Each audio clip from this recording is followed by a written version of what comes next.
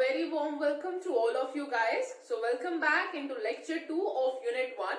So in the lecture 1 of unit 1, we have done the overview of financial management, in which we have discussed about the definition and the meaning of financial management, which is related to, it is an activity which is concerned related to the acquisition, financing and the management of the asset, the most important resource, that is a fund of the organization, keeping in mind some of the predetermined objective that you want to attain.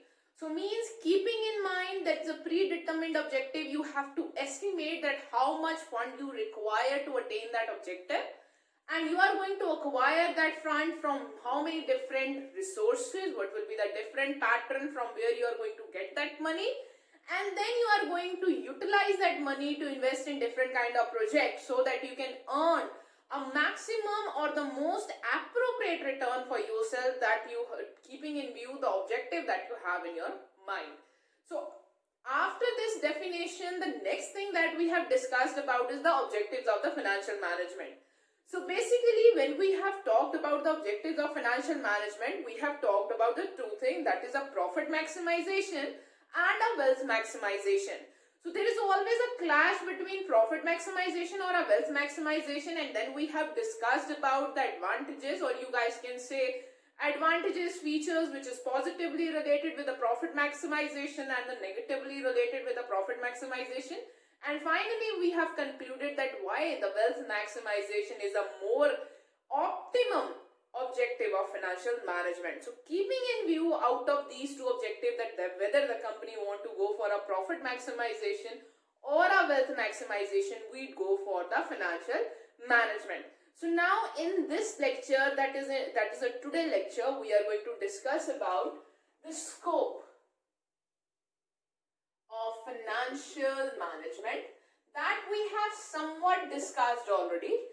So we have already discussed that when we talk about the scope of financial management, it depends upon number of different questions that is to be answered. That what is the size of the organization is, what are the type of asset the organization hold, what is the type of objective that organization have, what is the level of analysis, planning and the control that is happening in the organization. On the basis of it, the scope of financial management is defined in any of the organization. So now we are going to give a little bit more in depth into the scope of financial management. So study of the changes that has taken place over the year is known as the scope of financial management. In order to have a easy understanding and better exposition of the changes, it is necessary to divide the scope into two approaches. So basically, on the basis of all the questions that we have considered earlier, that we have discussed earlier, so on the basis of those questions, we are going to discuss the scope of financial management in two approaches. So the first approach that we are going to discuss is the traditional approach. So the first approach that we have with us is traditional approach. So the traditional approach, which was popular in earlier stages, limited to the role of financial management to raise and administration of the fund. So basically, when you are governed by the traditional approach, it limits the scope of financial management FM to just two things. One is raising, that how you are going to raise the certain fund, and then is administration. That's it. So you are going to see that how you are going to raise the capital, and then you are going to see the proper utilization of that capital. So of the fund needed by the corporate enterprise to meet their financial needs. So in the traditional approach, if you go according to the traditional approach of financial management, then the scope of financial management is a very, very narrow one, which is just related to acquisition and the utilization, proper administration of the fund. So it's deal with the following aspect. One is the arrangement of the fund for the financial institution, and the B is arrangement of the fund through the financial instruments like shares and bond, and looking the legal accounting relationship between a corporate and its sources of fund. So basically, it is mainly related to the raising of the fund and then proper administration while the funds are being raised or they are being repaid back. So that's why it leads to the narrowization of the financial management in the organization. And after the traditional approach, there is a one more approach, or the second approach that we have, according to the which we can determine the scope of financial management.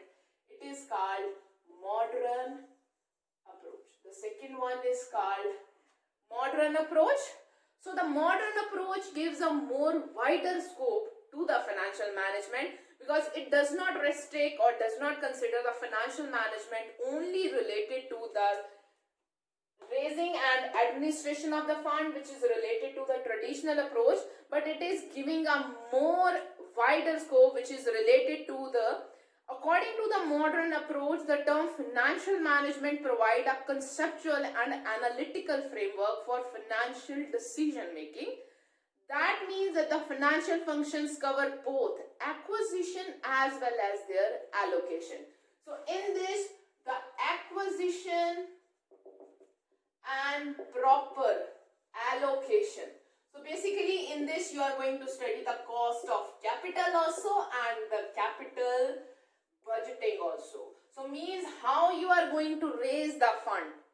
Not only this, but how that fund will be utilized in the different kind of projects or investment that is to be invested also, and along with that, whatever the return that will be generated by those investment, then whatever the return that will be generated by those investment, whatever the things that you are getting back, how you are going to utilize it further again, that is also considered under the modern approach. So when we discuss about the scope of financial management, so its scope can be discussed not on the basis of narrow or you guys can say a wide, but to have a scope that is discussed on the basis of approaches, that is a traditional approach or a modern approach. So if you do the financial accounting as per the traditional approach, so it limits the scope of financial accounting just related to the acquisition of the fund and then administrating that acquisition, that you are properly getting the resources or you getting the fund from the different resources in a proper way, and its repayment also. But when we discuss about or talk about the financial management according to the modern approach, so it is a more decision making process which lead to the more analytical in nature, keeping in mind how much fund you require, along with that where you are going to invest that fund. So it gives a more wider coverage to the financial management. I hope so you guys are clear with the scope of financial management. Let's discuss some of the more points that is related to it. That means that the financial functions cover both the acquisition of the fund as well as their allocation, that is investment in the different projects. The new approach view the term financial management in a broader sense. It is a view as an integral part of the overall management. So in this, the financial management is viewed as a very, very important approach, a very important part of the management. So the new approach is an analytical way of viewing the financial problem of the firms.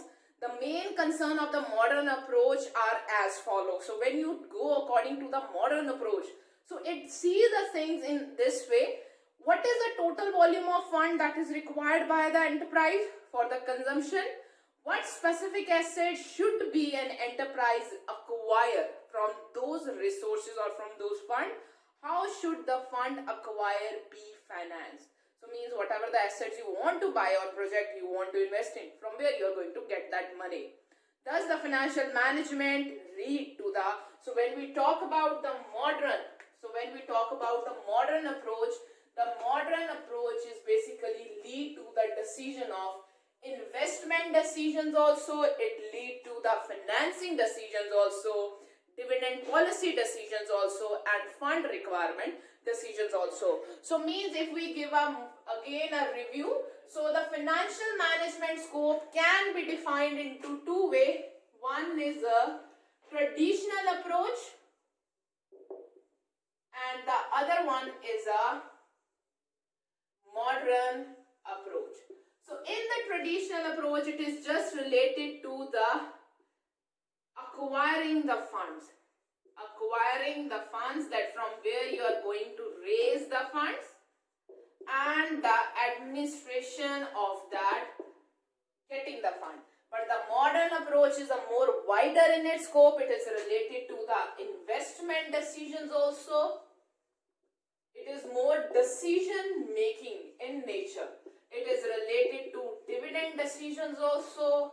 It is related to financing decision also. So basically, the financial management that we are going to study as per the modern approach, not as per the traditional approach.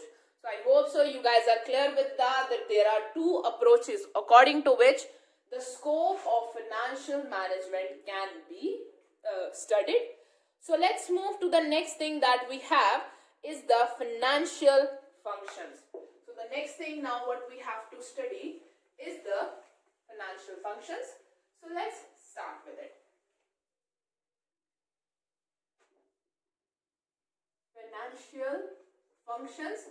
So means what are the different functions that you have to perform under the financial management. So means when you're doing the financial management, what are the different functions that you are going to perform to fulfill the objective, or what are the functions that are going to come under the scope of the financial management. This is what we are going to study now.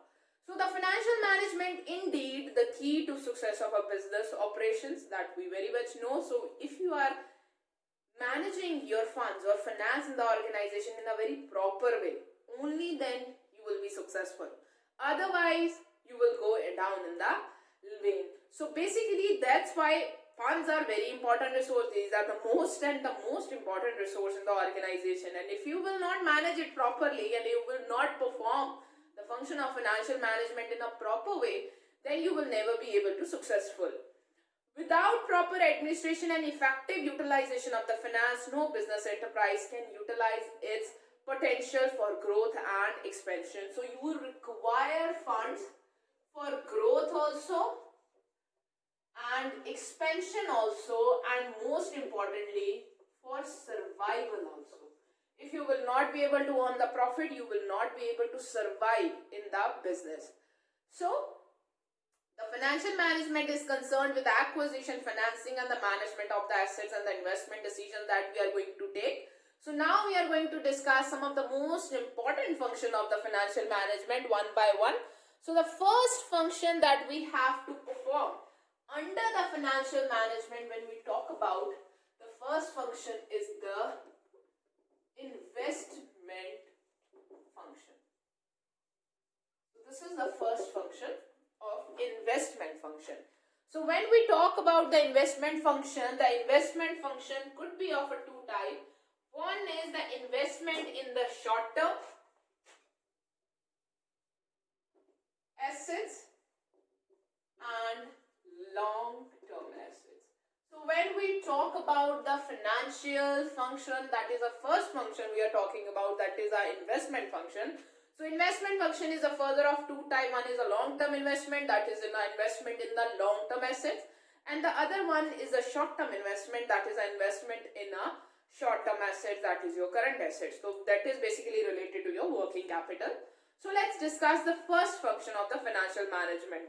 So it is the most important function of a financial management. It's begin with the determination of total amount of asset needed to be held by a firm.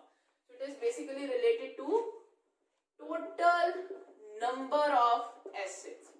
So these assets are current assets also, and these are fixed assets also to be held by firm. So it's begin with that. So you are going to determine how much assets you are going to require. In other words, investment decision related to the selection of the assets that a firm will invest money. Then selection of assets to invest money in it. So this is the second thing that comes under it. So the asset requires are basically into two parts. Again, that is a long-term asset and a short-term asset. So the investment decision is one of the most important decision in any of the organization, that how much total investment you require in that business.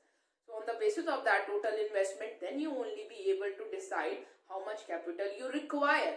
For example, I want to start any of a manufacturing firm. For example, I want to start with the cloth manufacturing firm. This is my example. So when I'm starting with a cloth manufacturing firm, to start up with a cloth manufacturing firm, I require plant and machinery. But before I go for the plant and machinery, I require a space also. Means I require a land and building.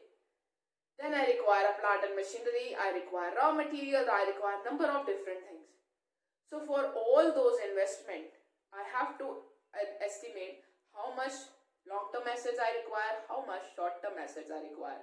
So this will lead to the total calculation of how much total investment that I'm going to make in the organization. So this is the first decision which we take, or first function of the financial management, to decide how much investment you require in the organization.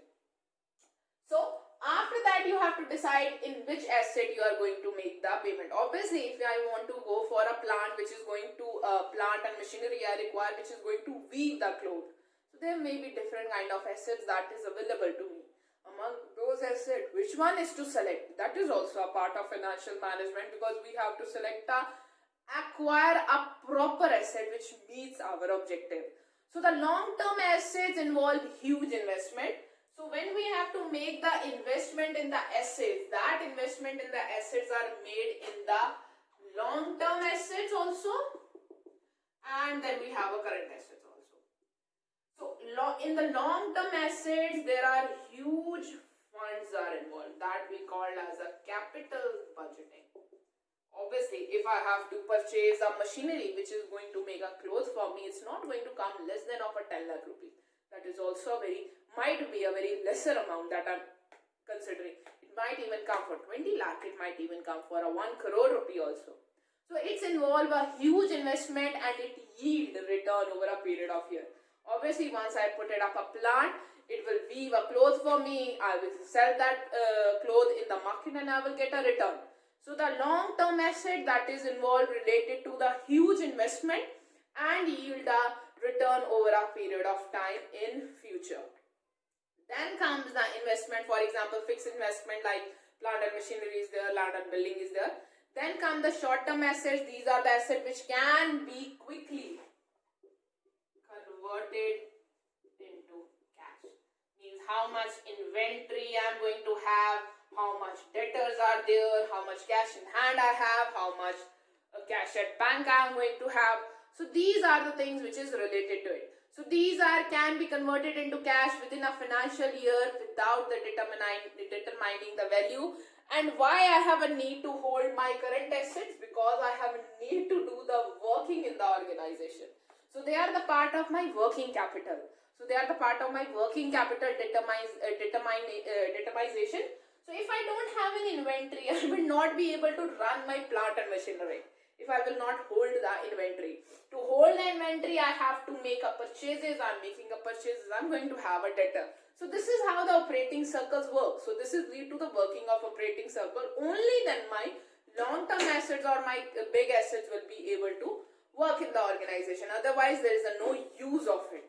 So this is what the operating working capital you have to maintain, and there should be proper maintaining of them.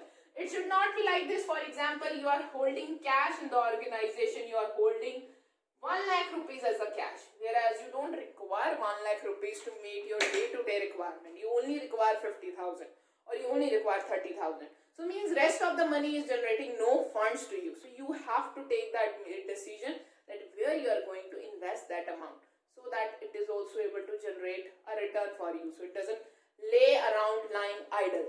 So this is what it is related to the investment decision, which is one of the main decision in the organization, because your whole financial accounting begins from here, which is written on the board. If you will not decide first that how much investment you have to make in the organization, you will not be able to decide that how much money you require in the organization.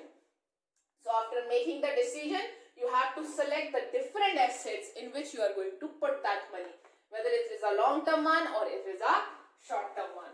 So that is our current asset, which determines our working capital. So once we are done with the investment function, the next function, which is a very important function, come under the financial management, that is our second function, that is a financing. So the second function come under the is financing. So after estimation of the amount required and the assets that require purchasing, concern the next financial decision into the picture. Hence the financial management is concerned with making up to the left hand side of the balance sheet. So basically now what he's saying that when we take the investment decision, in the investment decision we say how much long-term assets we require, that is our fixed asset, and how much current assets we require. So means if we talk about in the language of a balance sheet, so we are just talking about the asset side of the balance sheet. So means in the investment decision I am talking about the asset side. So here I am going to decide how much fixed asset, how much current asset. So my total come over here, for example 50 lakh. Let's assume. So if it is coming as a 50 lakh, now I require my liability side also. So my liability side should also come as a 50 lakh. So means I have a need to decide from where this 50 lakh rupees will come. So this will come from capital in the form of equity, in the form of loan, in the form of debentures, etc. etc. So this is what it is related to the financing decision in the financial management. So after estimating the amount you require, after estimating the amount you want to invest in that business, now you have to think for the second view, that from where you are going to get the money, that from where you are going to acquire that money. You can't acquire all the money from a loan. You have to decide a different kind of sources, and from different kind of sources how much money you are going to acquire from a single source, that is also going you are going to consider under the financing decision. So here the financial management is concerned with making up the left hand side of the balance sheet that we have just discussed. It is related to the financial mix. So you have to do a financial mix, equity into debt mix, that how much money you are going to raise from equity, how much from the debt, how much from the loan, how much from the preference shares, etc. etc. the different sources of funds that you have with you. So or capital structure. So it is basically related to determination of the capital structure of the organization, that from where you are going to get the capital or the leverage, and has to be determined the proportion of the debt and the equity. It should be an optimum financial mix. So you have to be very careful. You have to be very careful while acquiring or deciding the capital structure.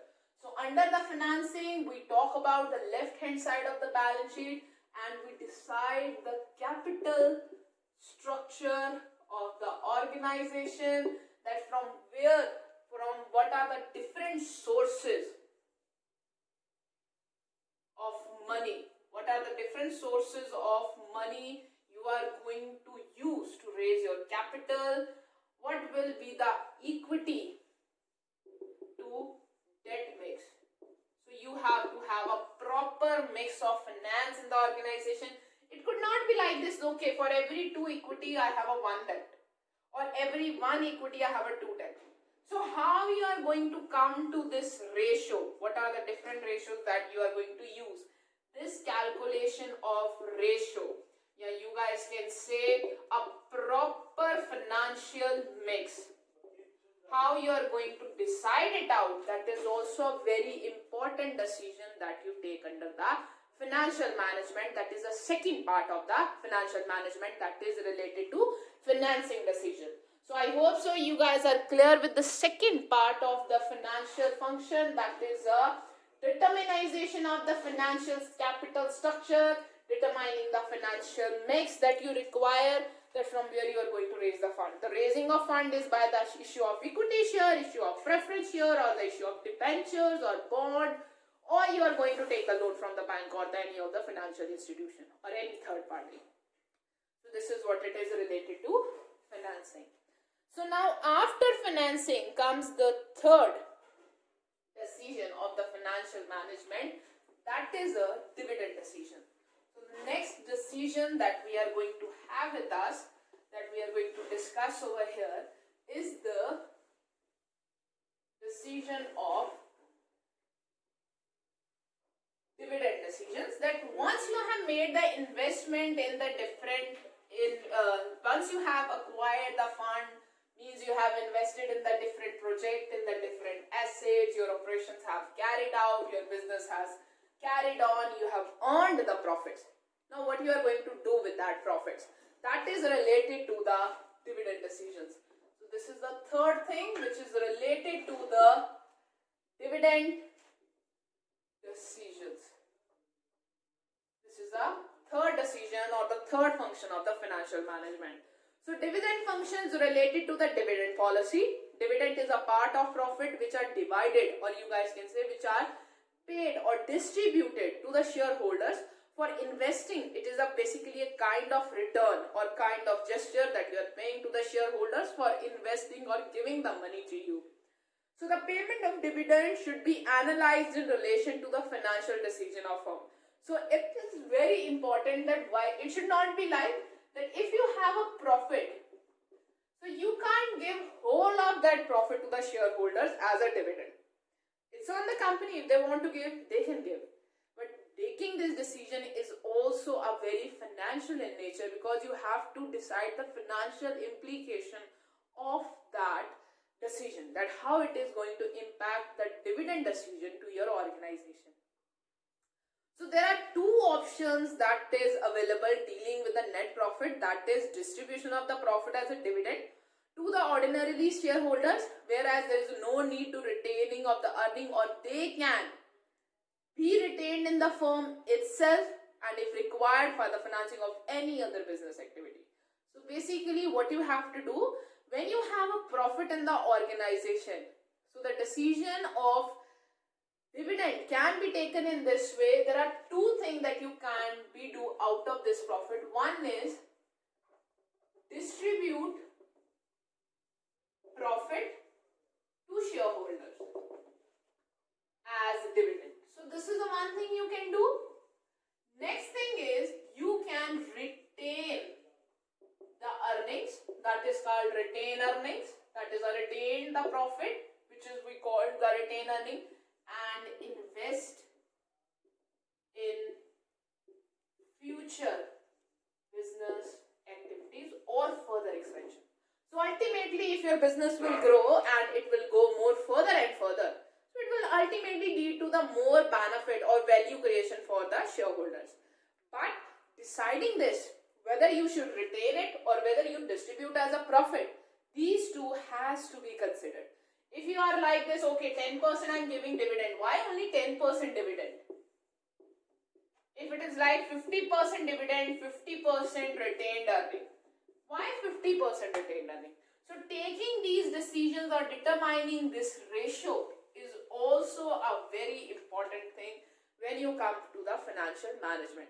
So let's read it again.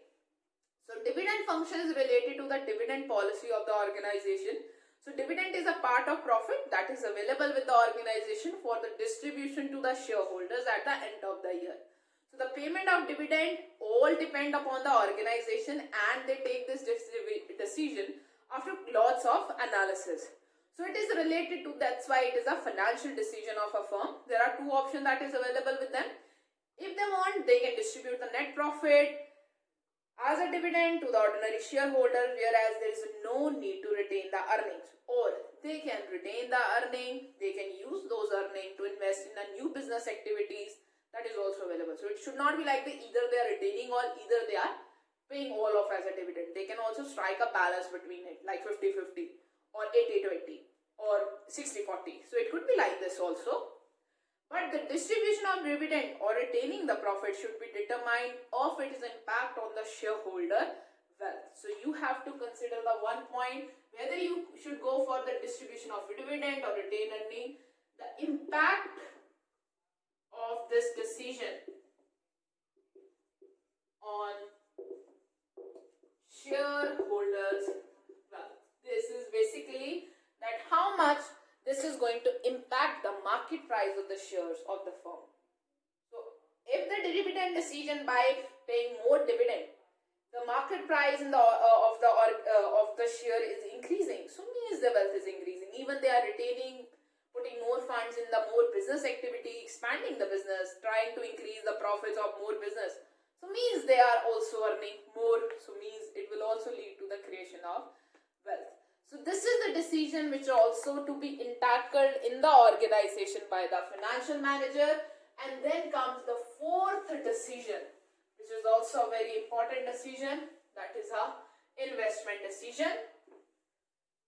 So just a moment, let's start with the fourth decision and then we will give a review to the different decisions or the function. Investment. No, we have already done with the investment. This is a liquidity decision. So this is fourth decision that we have to take. The financial manager should also manage the current assets. That is a working capital decision. Working capital decision, which is basically related to maintaining the liquidity in the organization. So the financial manager should also manage the current assets to have a liquidity in the business, investment of funds in the current assets, and reduce the profitability of the firm. So one thing that you have to keep in mind, when we invest in current assets, it reduces our liquidity. It reduces our profitability. So what you have to do, you have to strike a proper balance. Profitability and liquidity. So what you have to do is you have to strike the balance between these two, profitability and liquidity. So this is a liquidity decision. I can do this, okay, I'm keeping as a cash in hand. So cash in hand means the amount of money that I have in my drawer or in my purse. So that money is not earning me anything, no any kind of return it is generating. It is just a 5,000 rupees sitting over there doing nothing. So means I have a liquidity, but on the cost of profitability. I could have invested that money in a gold. Gold money price go higher. I will be earning a return on it. But if I put up all the money in a gold and I keep none of the money in my pocket, so it will lead to a lower liquidity in my hand. If I have any kind of a creditor whose payment get due and I have to make that person make a payment, I can say that person that I have invested in a gold, I am not able to sell my gold today, so I can't make you a payment. Next time that person will not give me a credit. So it lead to the lesser credit worthiness in the of me. So it will create a problem for me too, for my proper and smooth operational, you guys can say, for my proper working operational cycle will be hampered. So I have to make sure and strike a proper balance between the liquidity and profitability. So that's come under the liquidity decisions of the financial management. So the financial manager should also manage the current assets to have liquidity in the business. Investment of fund in the current assets reduces the profitability of the firm. However, same time, the financial manager has to look into the profitability also and the liquidity of the current asset also. So this is what are the different functions that we have discussed over here. So basically there are four functions when we talk about the financial management. So the four functions that is worked by the financial manager in the organization. One is the investment decision. The most important one is investment decision, from where the financial management starts. Second one comes the financing decision. Third one comes the dividend decision. And the fourth one is the working capital decision, that is a liquidity maintenance in the organization. So now, after discussing about the financial functions and the other definition that is related to financial management, now let's discuss the last part of this topic, or you guys can say unit 1, that is an overview of financial management, that is a risk and return trade-off. So I hope so you guys are already clear about risk and return trade-off. That is the first thing that any of commerce or any kind of management or business, whether you go for the BB or a BCom student or any person who is investing in the stock market, is very much clear with the risk and return is higher the risk is there, higher the return is there. So generally we consider it as a trade-off. So this is what the risk and return trade-off is, and we are very much aware with it. But when you go for the investment, You can't be taking all the risk that is over there to earn the maximum return. Yes, you want to earn the maximum return, you have to plan the things in such a way. You don't want to take that much risk, because now you are running the risk of uncertainty. You may get that return, you may not get that return. If the market crashes, then what you will do? If it is not able to generate the proper return to you, what you will do? So you can't take so much of that risk. You have to manage your risk, and along with that, you want to maximize your return also.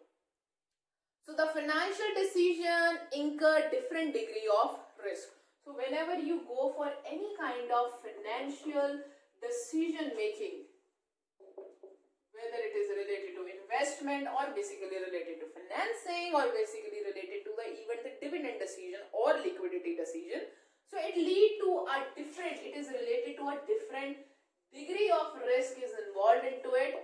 Due to that different degree of risk is there is a different amount of return associated with it.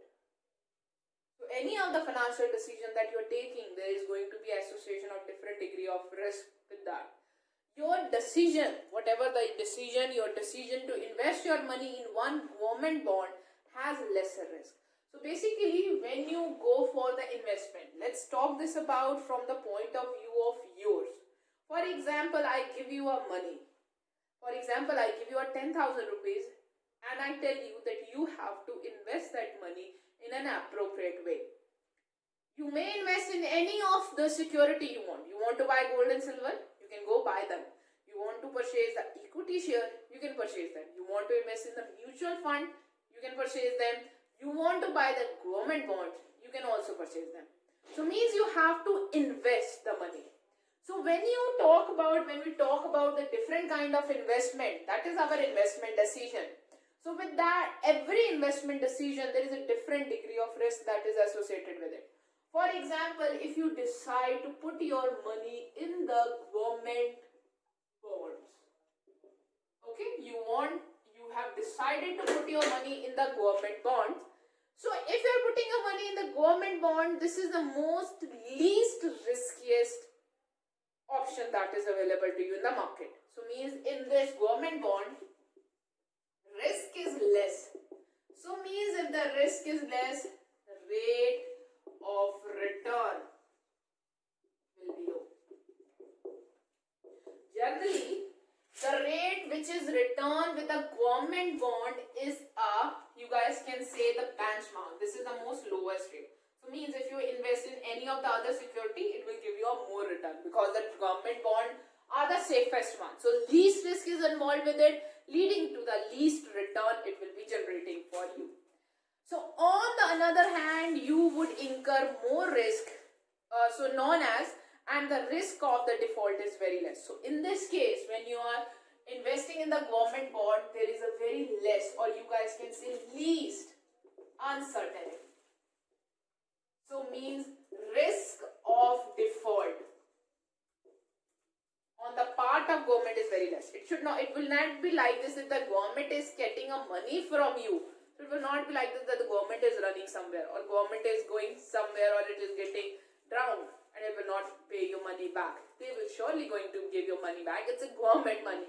So government is borrowing from you, government is going to pay back. They are the most secured one. So obviously they will generate you a very lesser return. On the other hand, you would incur more risk if you decide to invest your money in the share. So if we talk about the most riskiest one, so the opposite to the government bond, if you want to earn the more return, then you may go for the equity shares. You may go for the equity shares, because the equity shares are the most risk bearing. So if you are investing in the equity share, so the risk is high. Because of it, the return that you are going to get is more high. But chances of default is high. It could be like that your market crashes, whole of your money is gone. And what you will do? So this is what the risk and return trade-off is. As return is not uncertain, so in this case the return is not uncertain. We are very sure the return, whatever you will get, you will be getting a higher one. you will surely get a return. This is not certain. That's why there is a risk. If there is a certainty of return that okay, you will get a return for sure, 100%. So then there is no risk, is there? So this is what you have to trade off. However, you can expect a lower return from the government bond and higher from share. Risk and expected return move is tandem. So means they move opposite to each other. The greater the risk, the greater the expected return. So this is what the risk and return trade-off is, which you guys are already very much aware of. So whenever in any of the organization go for the investment, whether they want to raise the money or you want to go in any kind for the investment purpose, you have to trade it off. For this, we design our portfolio management, which we call a portfolio management. So portfolio management, you can also say, could be a part of financial management because you are managing your finance, you are managing your investment.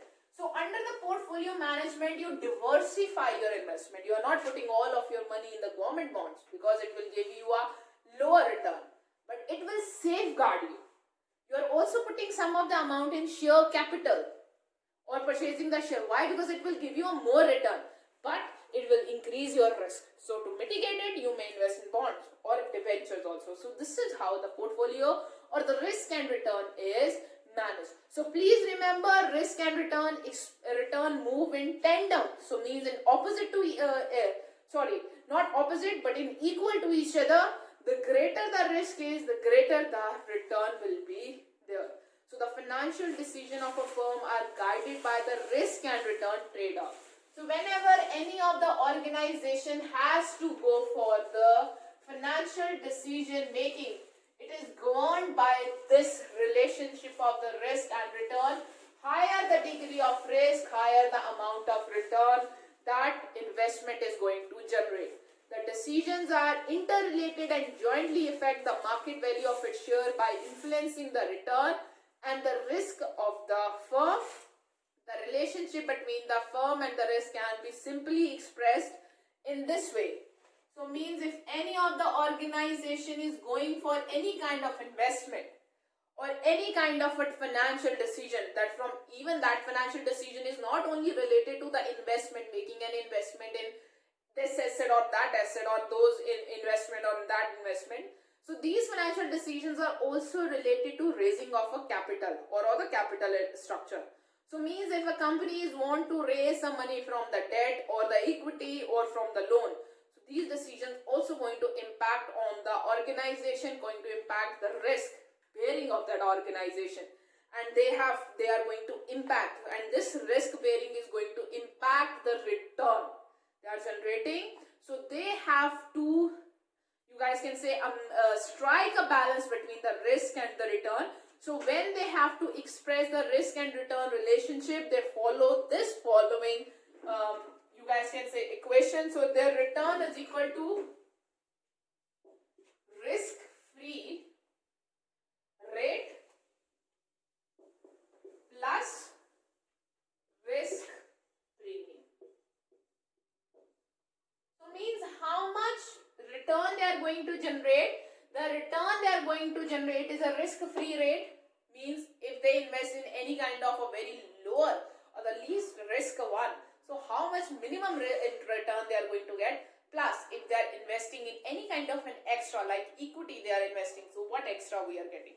So means if you want to calculate your return, how you will be calculating. For example, you are investing in the equity share. That equity share is going to give you a return of 60%. 16%, 16%.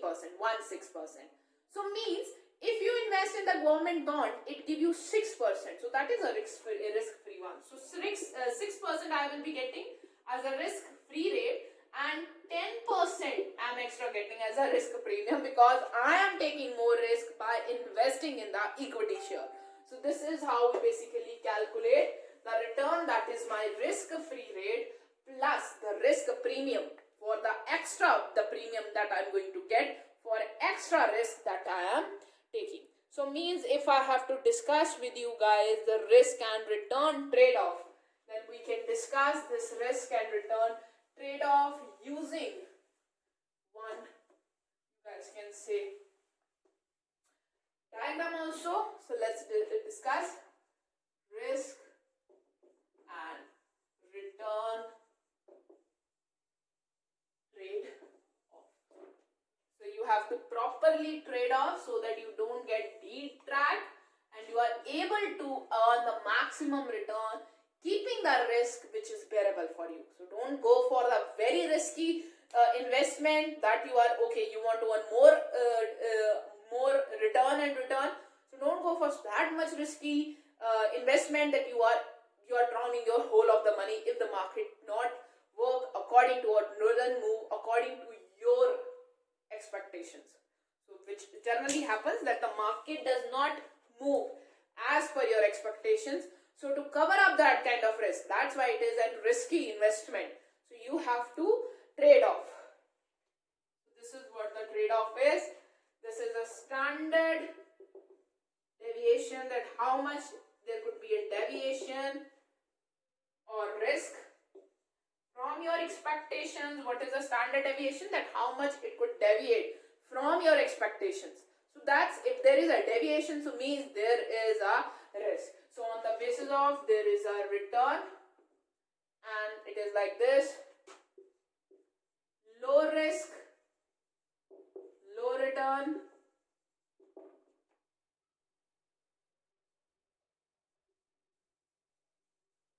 high risk, high return. So this is what it is related to. So this is what you call we can discuss about the risk and return trade-off. So risk-free rate is a rate obtained from a default-free risk government security, that is a government bond.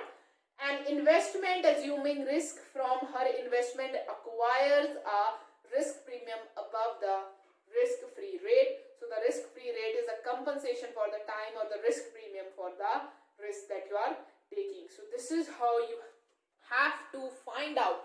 On the basis of these things, you have to trade off the risk, and then you have to find out the return that you are going to generate. On the basis of it, that your return will be equal to risk-free return, plus if you are getting any kind of extra risk you are taking, then what is a risk premium you are going to get. So when we talk about the risk-free return, we talk about the default risk that you are going to get by investing in the government securities. If you're not investing in the government securities and going for any of a more riskier venture or very riskier investment, so what is the extra premium that you are going to get for it? So on the basis of it, for every financial decision, you have to decide what is the risk and return trade of it, and on the basis of it, you can only take any of the investment decision. So I hope so that you guys are clear with it. So with this, we are done with our unit 1, in which we have discussed about the financial decisions making, in which we have discussed about the overview of financial management, in which we have discussed about the definition, then the objectives of financial management, that is a wealth maximization or a profit maximization. Then we have discussed about the scope of financial management, which can be decided according to the two, you guys can say, approaches: modern approach and a traditional approach. Under the traditional approach, the financial management have a very narrow scope, which is only related to the raising of the fund and proper administration while raising of that fund. But when we talk about the modern approach of financial management gives it a very wider view, more applicable view, which is related to not only the acquisition, that is the financing, it's related to the investment decision also, liquidity decisions also, dividend decisions also, and the most important, financing decisions also. So when we have further discussed about the functions of financial management, it is related to investment decision, then there is a financing decision, dividend decisions, and liquidity decision. And the last thing that we have discussed is the risk and return trade-off.